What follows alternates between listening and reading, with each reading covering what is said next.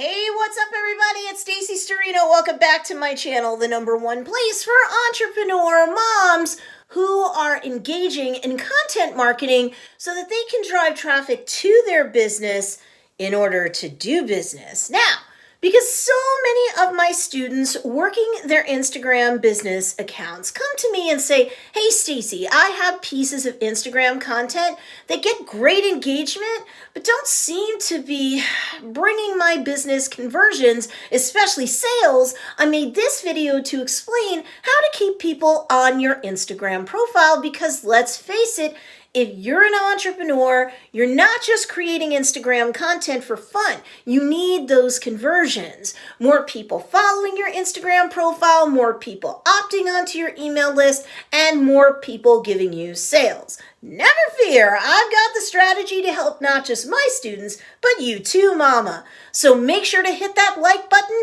and subscribe to get real-world help that entrepreneur moms like you need to succeed when you're marketing your business online and through social media today. You know what's gonna give you a great head start on finding your customers on Instagram so that you can keep people on your profile once your content finds them or they find your content? Want to know what can help you that way?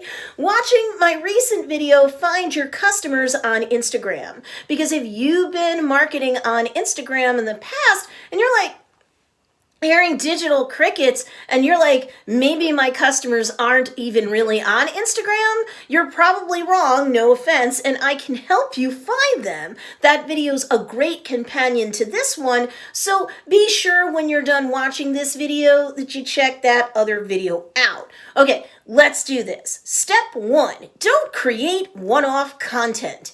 What do I mean by this, you ask? Don't create standalone Instagram feed posts where you're just talking about yourself or your day or show off, say, just one product and or an illustration of your coaching program or your service, and that's that. The Instagram feed post can exist in a vacuum. You don't want to do that. People won't necessarily do more than just consume that one feed post in terms of content and then flit away to binge on something else that someone else created. You want your Instagram feed post caption to make it clear that you're a business owner, this is the name of your business, and you've got a great Instagram account or profile that they should visit because it's stocked with resources and or value add type content for them to consume. The content that you create, especially your captions, should talk about the intersecting interest that your Instagram feed post audience has that would make it likely that they'd want to consume that first piece of content they came across to begin with. If you need additional help understanding what an intersecting interest is, the way I teach my students about it, you should check out a video I did entitled Blow Up Your Instagram with this hashtag strategy.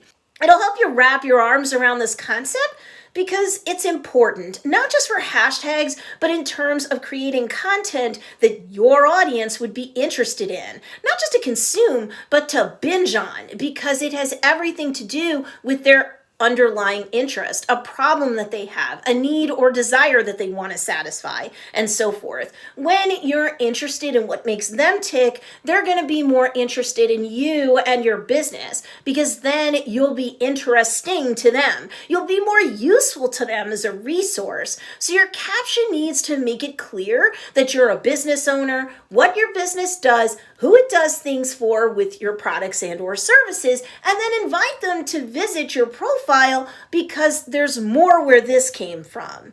And that's just one way as to how to keep people on your Instagram profile. And by the way, your caption should be just as on point for any Instagram Reels content you create, any IGTV videos you create. Those all have captions. So you should work with those too.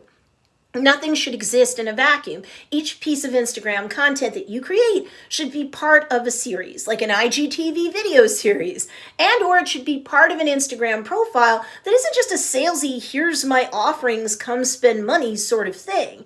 It should be stocked with binge-worthy content that is all about your ideal customers' intersecting interest that brings them to your business in the first place, because they don't know to search about you or your business in the beginning. They're searching for content to binge on in connection with what they're interested in.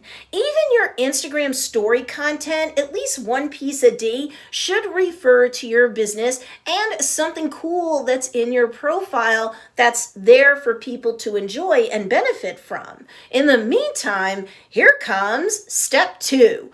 Do have a profile that's a resource. I just said this, but let's be sure you understand me very clearly. I know you have products and or services to sell, and there should definitely be pieces of Instagram content that you create that spotlight your products, your packages, your offerings, what have you. Sure, but if your Instagram feed consists of nothing but a parade of products and a tsunami of sales information and nothing else, or not much of anything else, even if your individual feed posts and or other Instagram content had captions that drove that traffic to your profile proper, they bleed pretty quickly because it's all sell, sell, sell.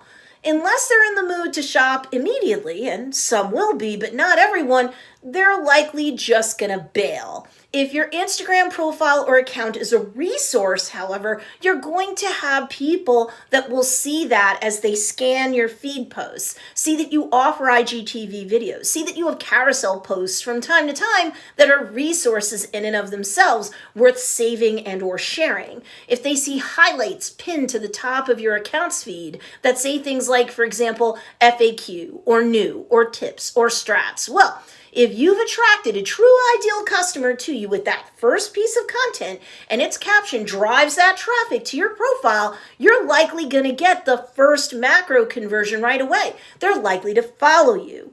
There's so much there on your account, why wouldn't they? You may even get the second macro conversion right away too. They'll opt into your email list by visiting your link in bio. Nice! And when they're ready, they'll make a purchase from you. We'll talk more about why they'll do that in step 3, but first, what kind of content should you have in your Instagram profile or account if it's not just a parade of products and a tsunami of sales announcements?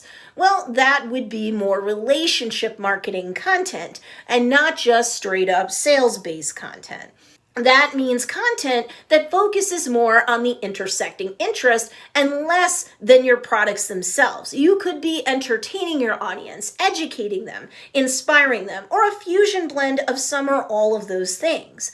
Could your relationship marketing based content educate, for example, starring your products or services over the course of your how-to Instagram feed post or IGTV video, let's say? Sure, just don't directly push the sale. The accent mark is showing someone how to solve a problem in X steps, let's say. And oh yeah, your product or service can help them to do that or complete that task.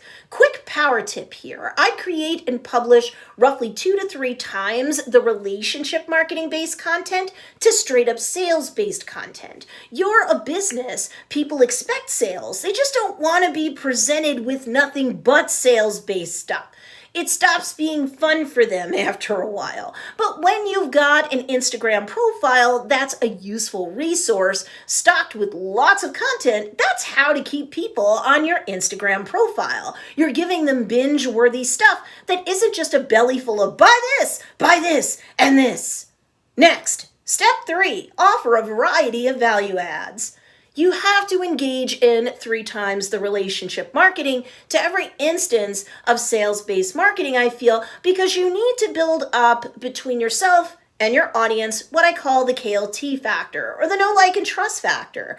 Very few people will just parachute onto your profile and make a purchase when they know little to nothing about you and or your business at all. Most people need to get that KLT factor going on before they feel confident enough to buy. If you follow the other 2 steps, you now know how to keep people on your Instagram profile. So make sure that you keep them on there a long time by creating Instagram content daily. Even if it's Instagram story content that you create and save to your camera roll and repurpose as a feed post in lieu of nothing else, do it. But you should create a variety of value adds. IGTV videos, because people love video. Lives and replays of the lives, repackaged as IGTV videos, because people love lives and replays. Not just on Instagram, but on every major platform. You should have Instagram story content. People watch up to 85% of Instagram story content, if not more, because that's still hot.